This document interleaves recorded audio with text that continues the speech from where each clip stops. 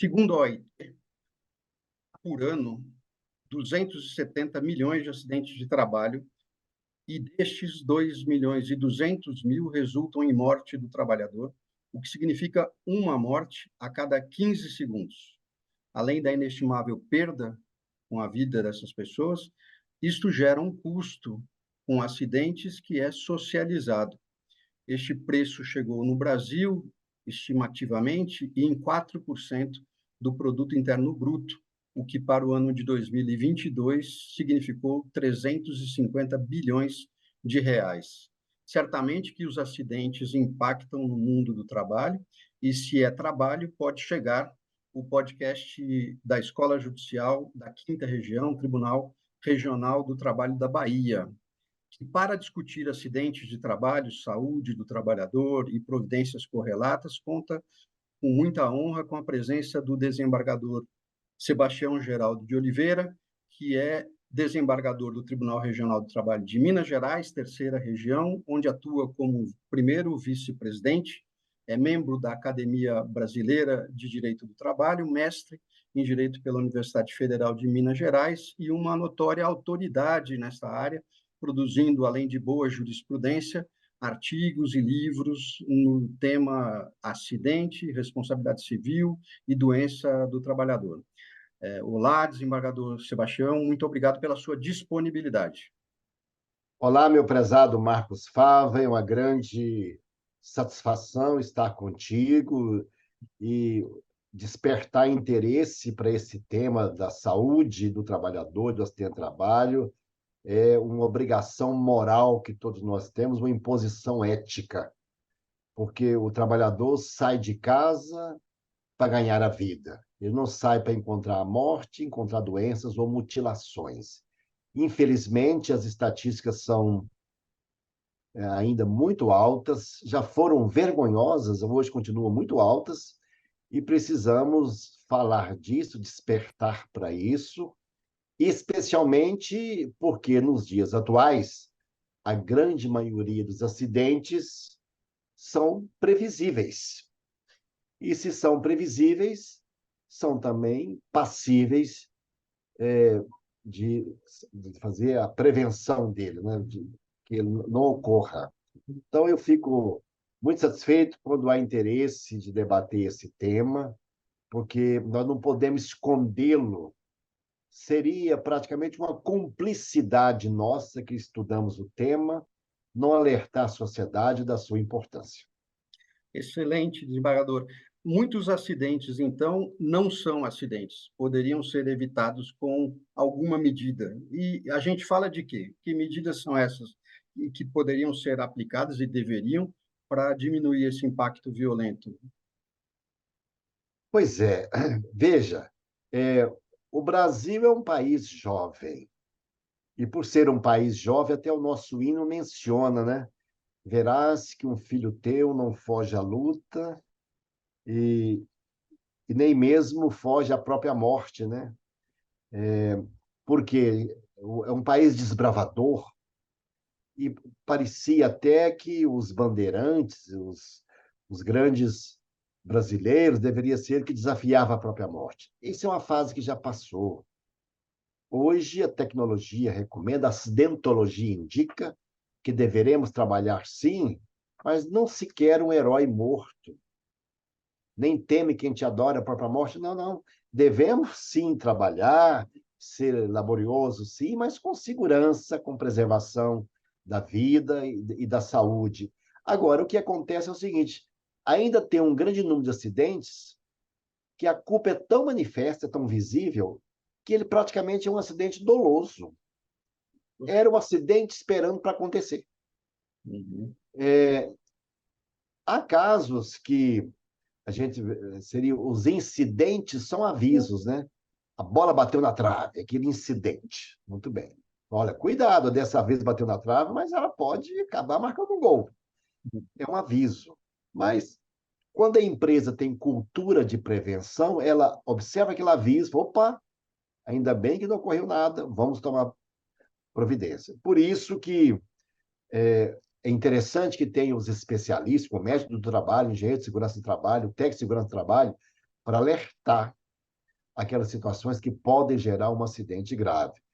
Há vários acidentes, portanto, que não deveria, de modo algum, ocorrer, porque ele era passivo de ter prevenção. E, nesse caso, fica caracterizada a culpa patronal, o que facilita o deferimento de uma indenização em favor da vítima ou dos dependentes da vítima. Ótimo. Essa matéria transitou há 20 anos, quase, da competência da Justiça Estadual Comum para a competência da Justiça do Trabalho.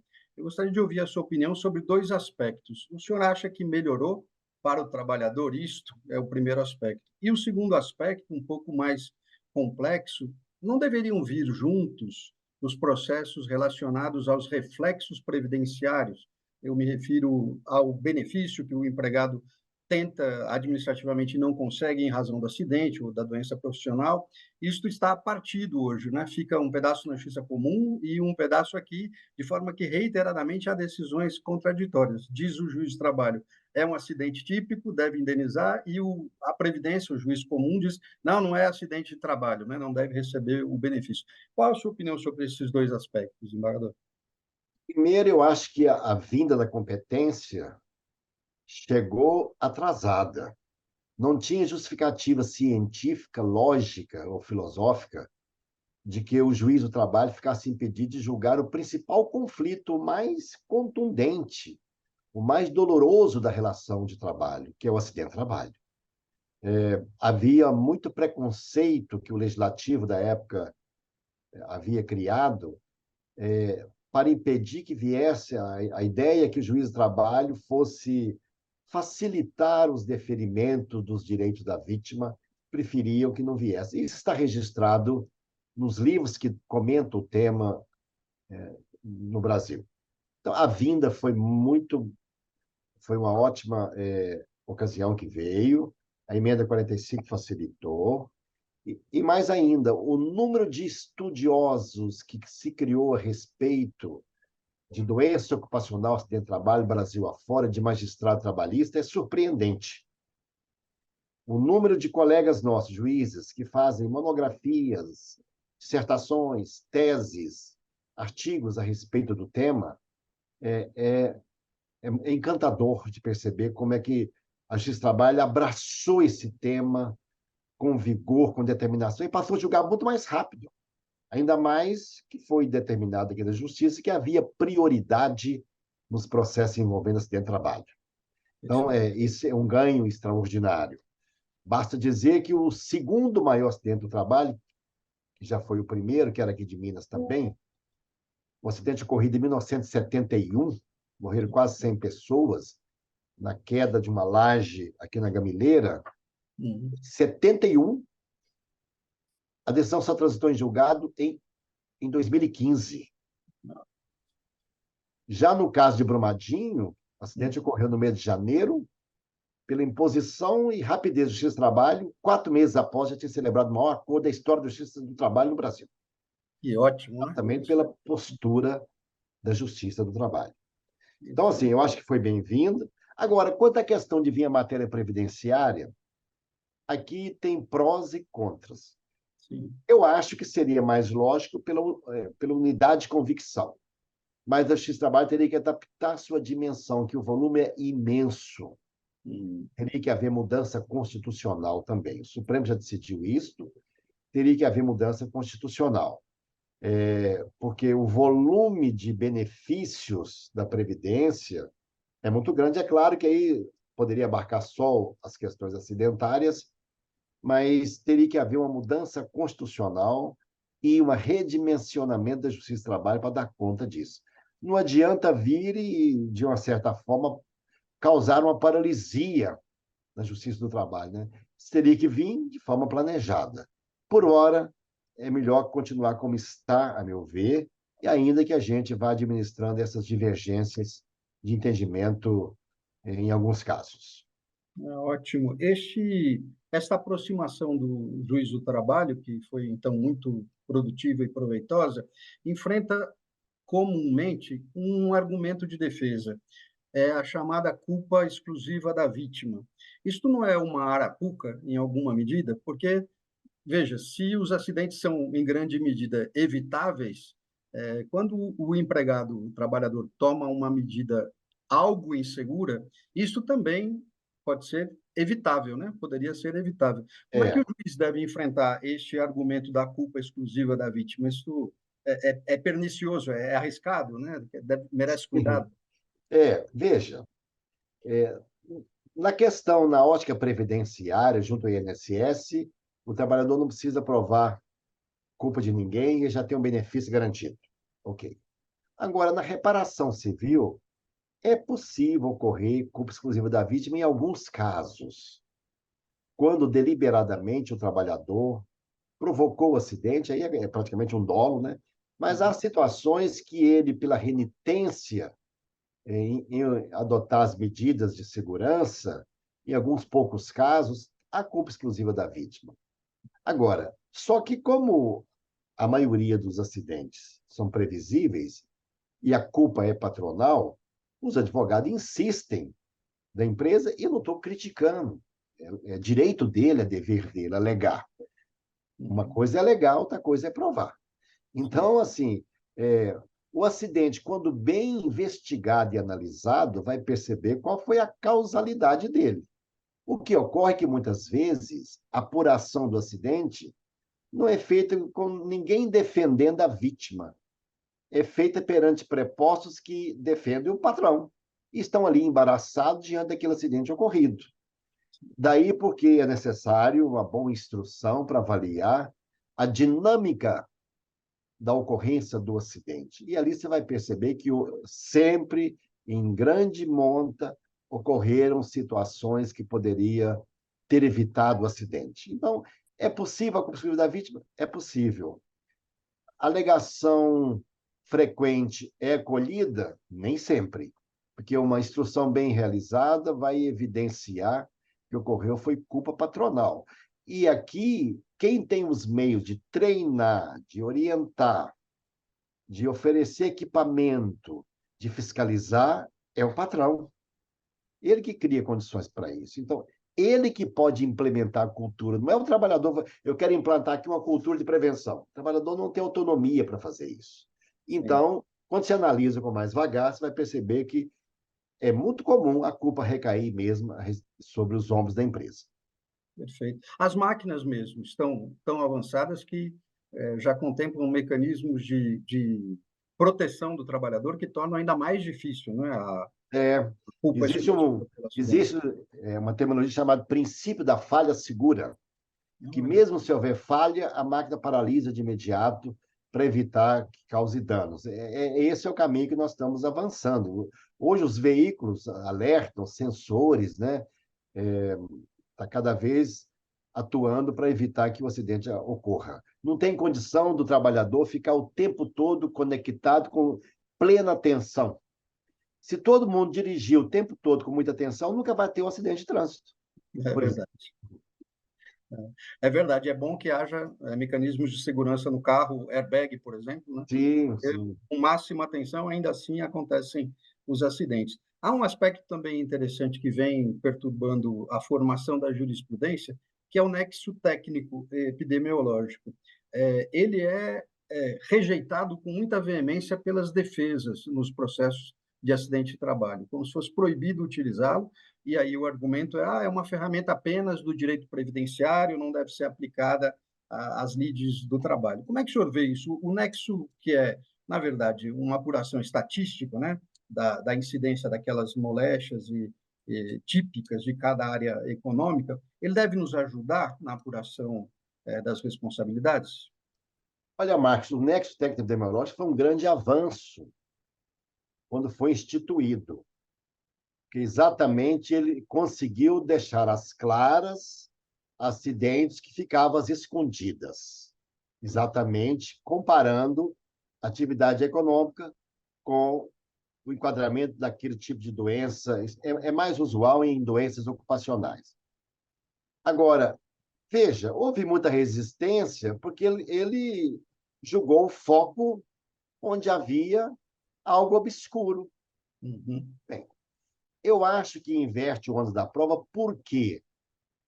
Porque se estatisticamente naquela área acontece muito mais acidente do que em outra empresa correlata, é sinal que está ocorrendo ali um desleixo de alguém. Desleixo de alguém. Então, eu acho que inverte sim o ônus da prova, porque o reconhecimento pela a Previdência, que é uma autarquia estatal, cria uma presunção.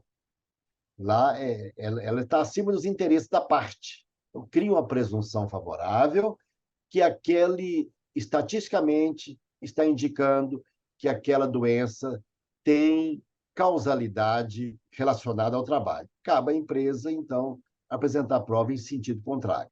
Outro aspecto interessante é a fixação da indenização. Constatada a responsabilidade civil subjetiva, do empregador pelo evento danoso, o juiz tem que atribuir uma indenização por danos extrapatrimoniais. Este tema é bastante delicado para fixação deste importe, que até há memes na internet, no Instagram e nessas redes sociais, sobre a disparidade das indenizações fixadas pelos tribunais em casos idênticos, né? Não só em acidente de trabalho, mas, por exemplo, dano moral porque perdeu uma mala na viagem.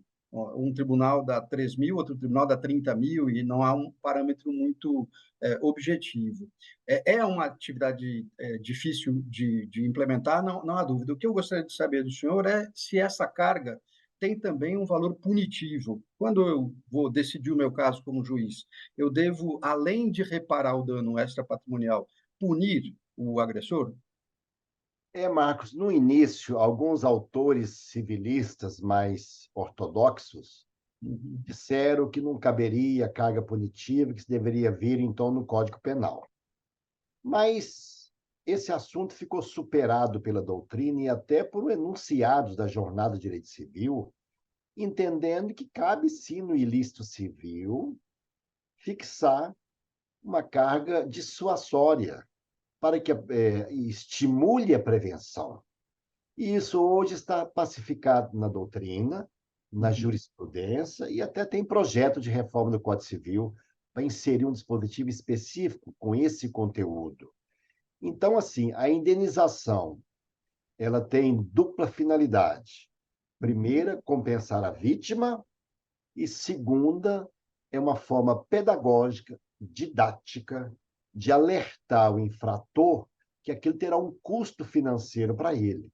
A carga punitiva não é uma vingança contra ele, é um alerta, é um ônus que ele vai ter. Diante desse ônus, ele vai falar: olha, é melhor que eu pague um bom engenheiro, fazer uma prevenção, que eu treine o pessoal, do que ficar pagando indenização nesse sentido. Então, assim, está pacificado que cabe, sim, essa carga punitiva, como tem no direito comparado, isso é muito usual, a punição exemplar para despertar quem está utilizando um mau comportamento, mudar a sua conduta.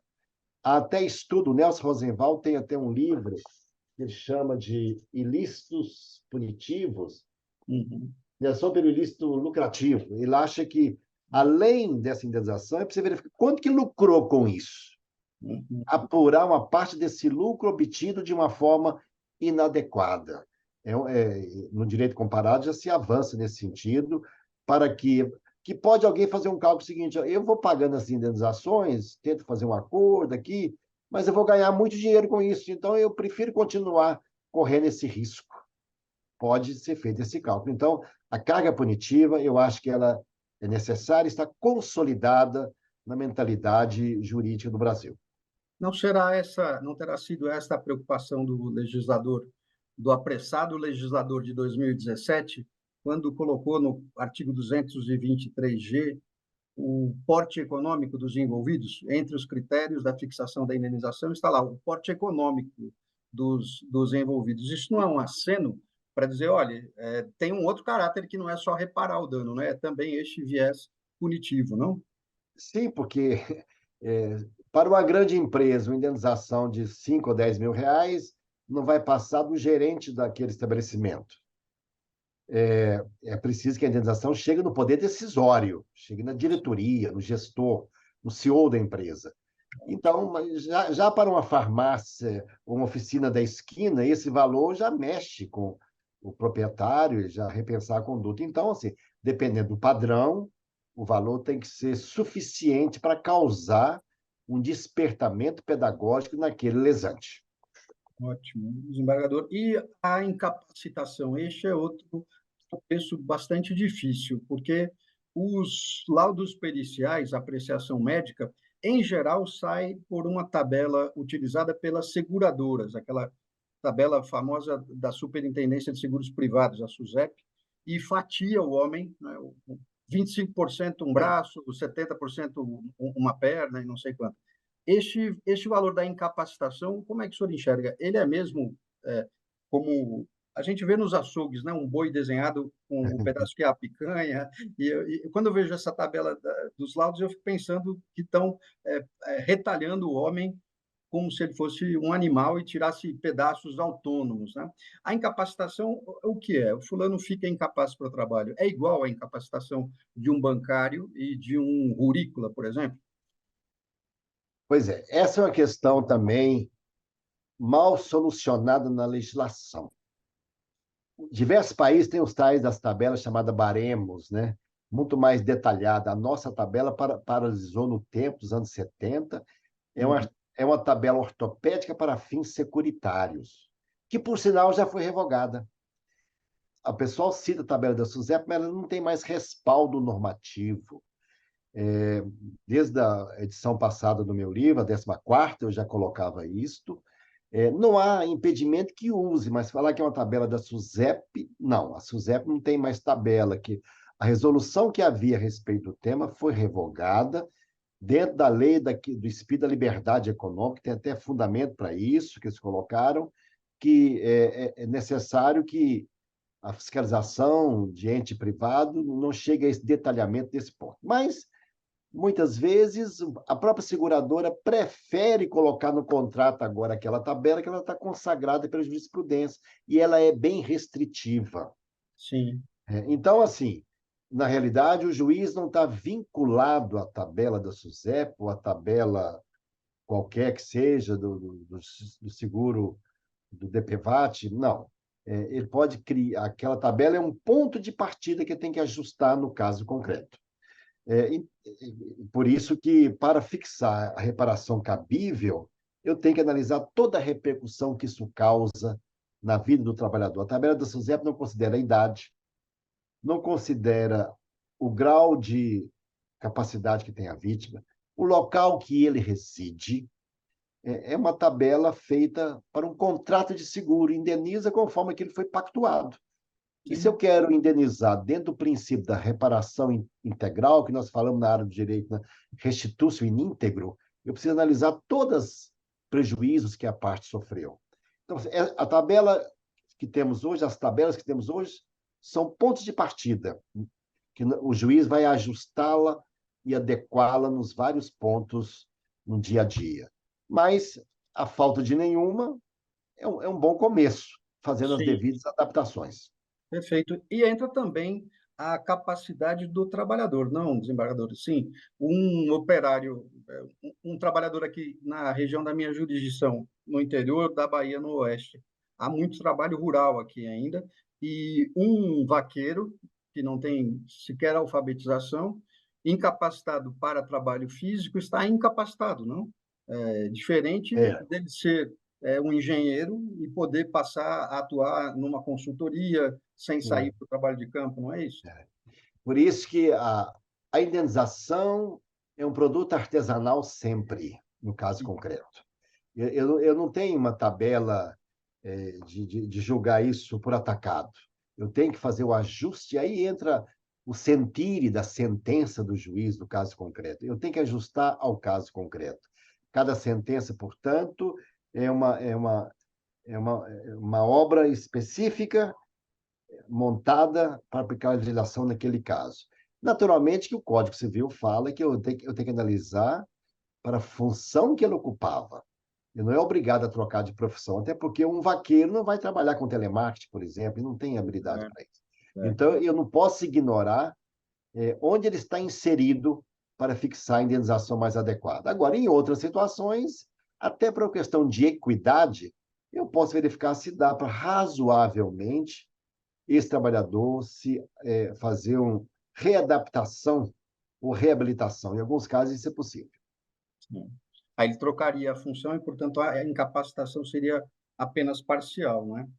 Aí a gente, até por uma questão de equidade, o julgador observa isso no caso concreto, que não quer incentivar também a ociosidade remunerada. Ele é possível fazer isso, razoável, e aí dá uma indenização mais atenuada. Perfeito. A responsabilidade que tratamos até agora é subjetiva. O senhor pode falar um pouco como é que funciona a responsabilidade objetiva no mundo do trabalho? O Supremo, nós sabemos, disse que é possível aplicá-la, não é? Depois daquele falso conflito entre o Código Civil e a Constituição no artigo 7º. Uma vez que é possível aplicá-la, podemos examinar um pouco onde entra a É. responsabilidade objetiva. O Marcos, uma vez, o engenheiro falou: Sebastião, me explica esse negócio que vocês da área jurídica falam muito, responsabilidade subjetiva, objetiva. Qual é o objetivo disso? Então, vamos entender. Pois é. A responsabilidade é arcar com a indenização. Ela pode ser baseada na culpa ou no risco. Muito bem. Quando ela é baseada na culpa, eu chamo que ela é subjetiva, porque foi o comportamento do sujeito. Ele foi negligente, imperito, imprudente, ou então eu presumo a culpa dele, mas aí ela é subjetiva porque foi o sujeito contribuiu para que houvesse aquele dano. Agora, quando ela é objetiva, eu não dependo do comportamento do sujeito, um mero objeto, acidente e atividade de risco já enseja indenização. Por isso que quando eu falo responsabilidade civil objetiva, é sinônimo de falar de teoria do risco, responsabilidade baseada no risco. E isso, depois de longos debates no Brasil, de décadas, acabou que o tema 932 do Supremo Tribunal Federal entendeu que é aplicável, sim, na Justiça do Trabalho, a responsabilidade baseada no risco. Não em todos os casos. Quando a atividade tiver um risco especial, com potencialidade lesiva, e implicar para o trabalhador um risco maior que os demais membros da coletividade. Então, é possível aplicar sim. E hoje em dia, a jurisprudência está fazendo o rol das atividades que ensejam o deferimento da indenização baseada no risco ou responsabilidade civil objetiva. Então, é um assunto que, felizmente, já consolidou na jurisprudência brasileira. Estamos construindo agora este rol, né, de atividades que vão se caracterizar como objetiva, né, a responsabilidade. Na última edição do meu livro, eu coloquei lá uma lista com vários itens tratando do tema, colocando acordo da SDI, do TST, que é a seção uniformizadora, e isso é um trabalho que vem sendo feito. Atividade de transporte, atividade com construção civil, com explosivo, enfim, mas no caso concreto e pela experiência do dia a dia, o bom advogado vai analisar a jurisprudência. Quem advoga hoje sem jurisprudência, ele não está sabendo o que ocorre nos tribunais. Então, ele precisa analisar a lei, a doutrina e a jurisprudência. Aliás, é a sequência que eu sigo no meu livro: lei, doutrina e jurisprudência. Senão não funciona, né? Exato. Nessa fixação de indenização, também há um problema recorrente em debate ainda não solucionado, que é o redutor. Quem vai pagar a indenização por danos materiais, em geral, vem na forma de um pensionamento até a idade X, ou até a morte.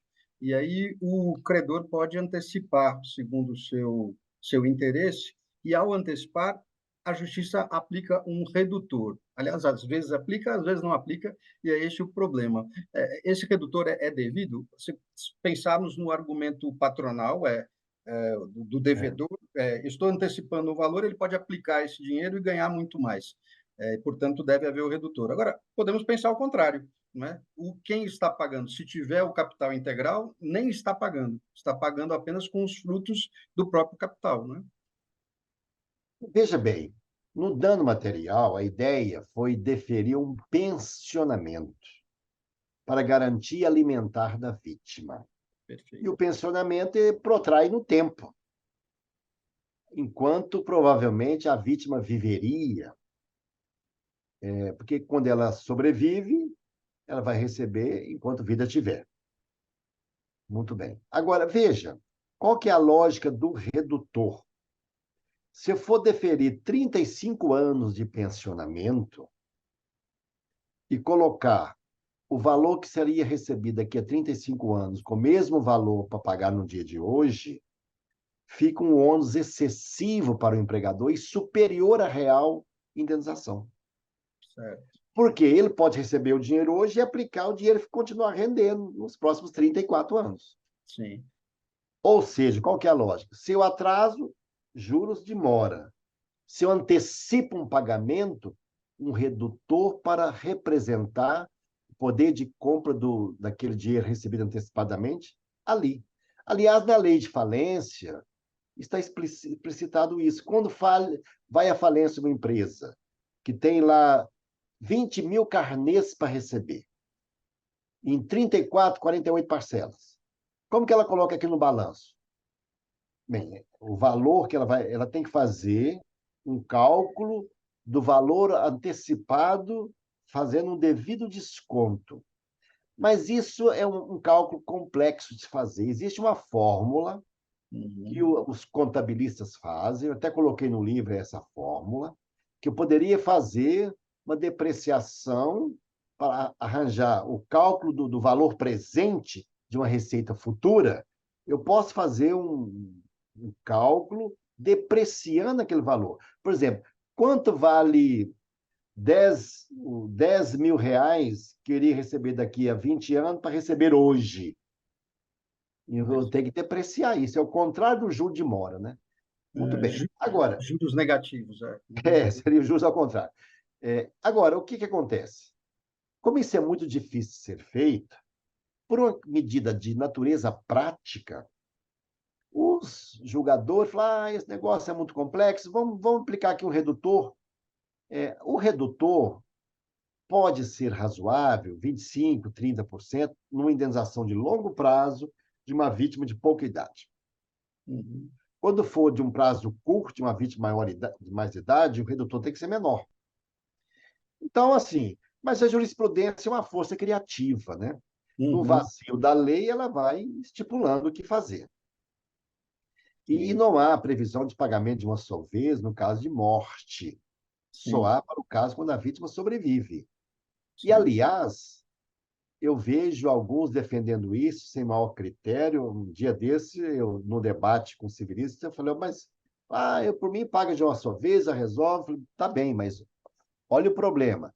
Você tem menores, crianças que vão receber essa pensão por 16, 17, 18 anos. E tem filhos maiores de outro casamento que nem têm direito a essa pensão. Se você vai pagar de uma só vez, o que você vai fazer? Vai mandar o dinheiro para o inventário Sim. e vai transformar de natureza hereditária, a Uhum. natureza de pensionamento. Então, o legislador foi sábio. Pagamento de uma só vez é para quando a vítima sobrevive ao acidente. Sim.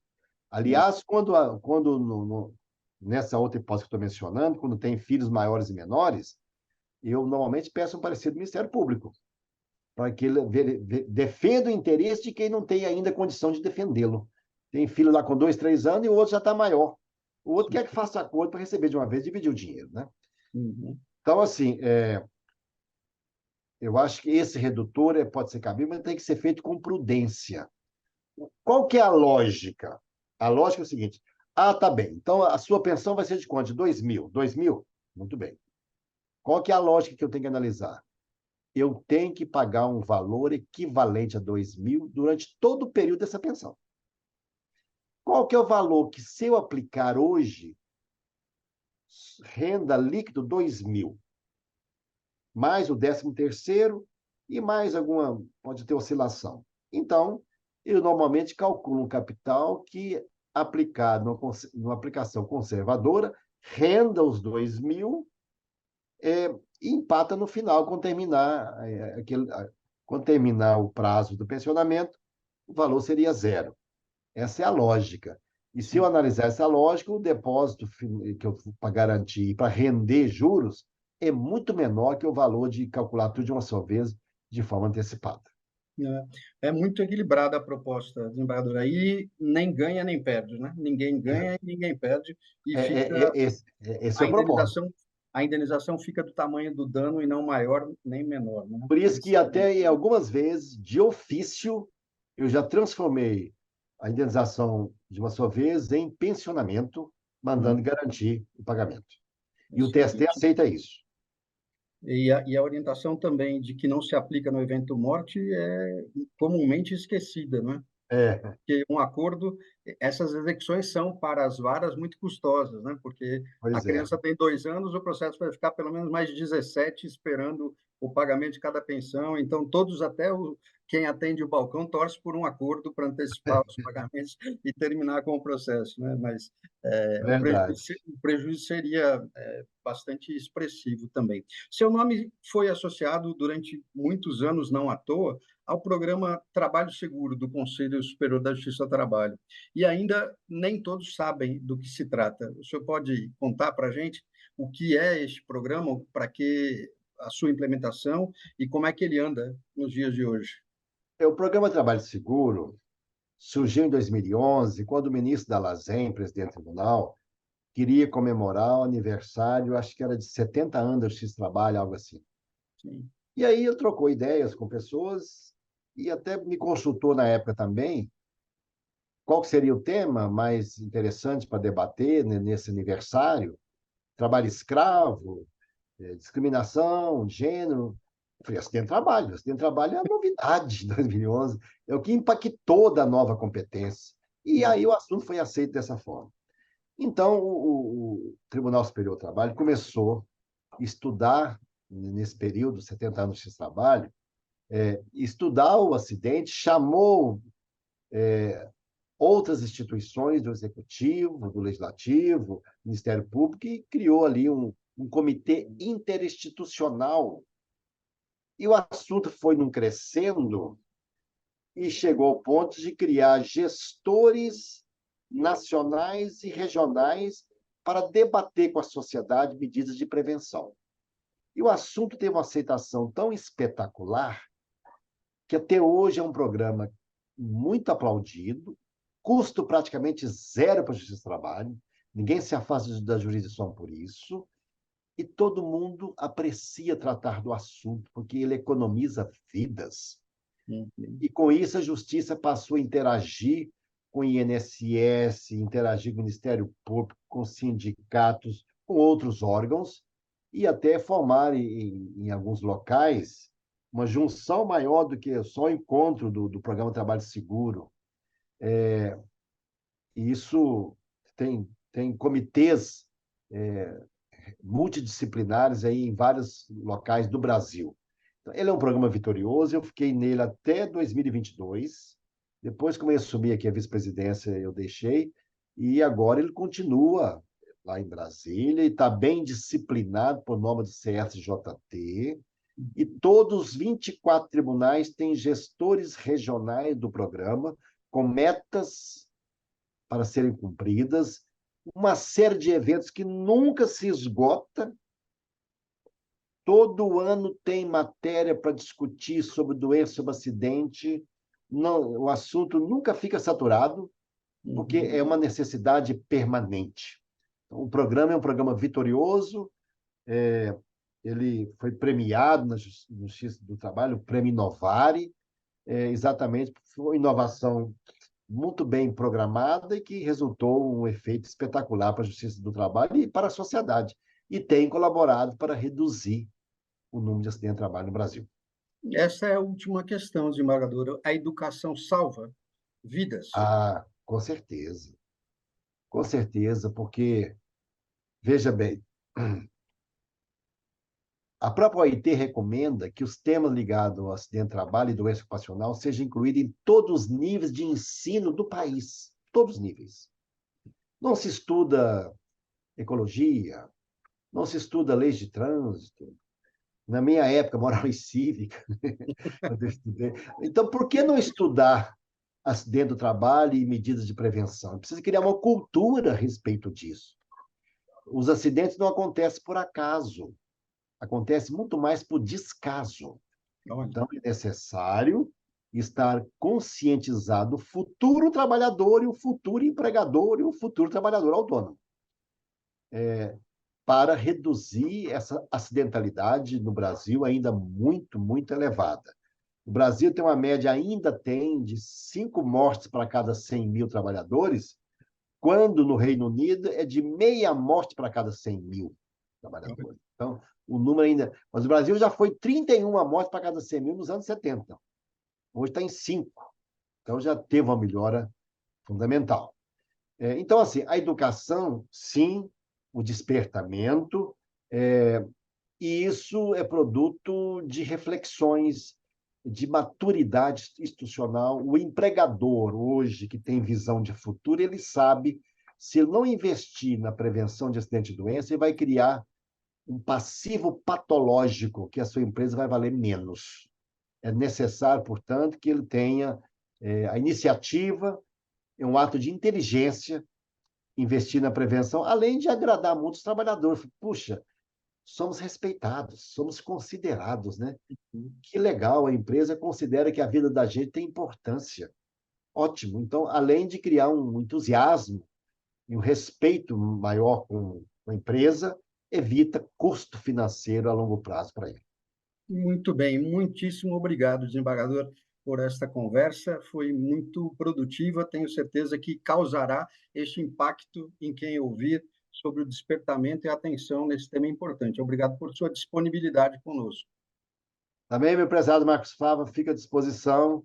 E o livro está aí, quem quiser. Indenizações por acidente de trabalho, a 15ª edição saiu agora no mês de março de 2024. Atualizadíssimo. Muito obrigado, desembargador.